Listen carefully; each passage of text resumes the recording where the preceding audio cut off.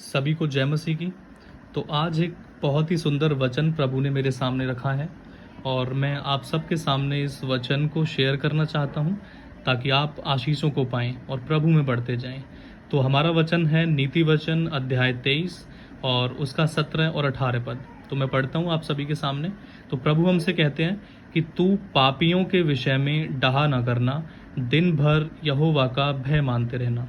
तो प्रभु हमें बताते हैं कि जो पापी मनुष्य हैं, जैसे हम देखते हैं मूर्ति पूजक हैं, चोरी करने वाले, हत्यारे, दूसरों के लिए गलत गलत सोचने वाले और व्यभिचारी और भी बहुत तरीके के घिनौने पाप करने वाले लोग इस धरती पर, इस संसार में हैं।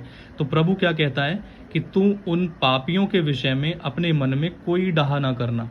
यानी कि डहा का मतलब हुआ, अब जो पापी मनुष्य हैं कई बार वो हमें परेशान करते हैं, कई बार हमारे जीवनों में वो पहाड़ बन के आते हैं, पर फिर बाद में कुछ समय, या प्रभु मैं आपसे एक चीज़ बोलूं कि कुछ समय क्या, कुछ सेकंडों में ही मैं ये कहूँगा कि वो पहाड़ हमारे जीवनों से प्रभु के नाम से हट जाते हैं।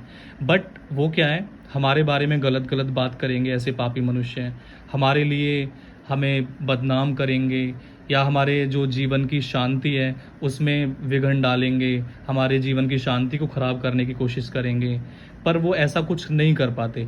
मतलब कि वो हमारे साथ बहुत कुछ करना चाहते हैं, बहुत कुछ गलत गलत करने की प्लानिंग और सोचते रहते हैं, मतलब सारी चीज़ों को करते रहते हैं, और वो पापी हमारे साथ कुछ गलत करते भी हैं।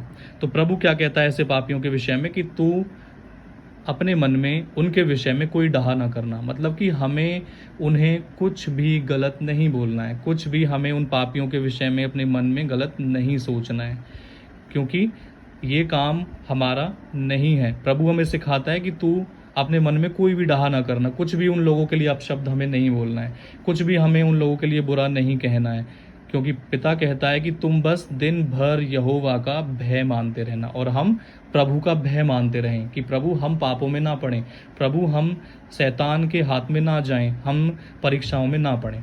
और 18 पद में पढ़ता हूँ, क्योंकि अंत में फल होगा। क्योंकि ऐसे जो मनुष्य हैं वो हमें परेशान करेंगे, हमारे जीवनों में समस्याओं को, कठिनाइयों को लेकर आएंगे, पर प्रभु क्या कहता है कि अंत में फल होगा और तेरी आशा ना टूटेगी। यानी हमारी आशा किसके ऊपर है?